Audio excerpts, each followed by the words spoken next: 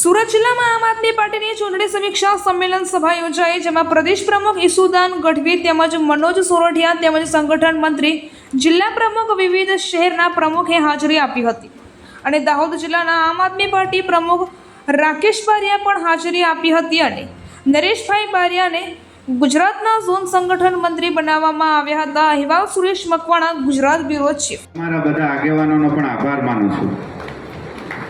આ જવાબદારી હું પ્રેમથી દિલથી નિભાવીશ. સાથે સાથે તમામ આગેવાનો જે પધાર્યા છે એમને પણ મારી વિનંતી છે કે જો ગુજરાતને આપણે આગળ લાવવું હોય તો આપણે સાકરની કડીની જેમ જોડાયેલા રહેવું પડશે.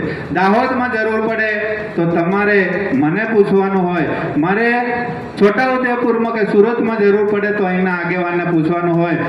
એમ આપણે જો સાકરની કડીની જેમ આપણે કામ કરીશું તો ચોક્કસ આપણી આમ આદમી પાર્ટી એક દિવસ આ દેશમાં ઈમાનદારી પૂર્વકનું શાસન કરશે.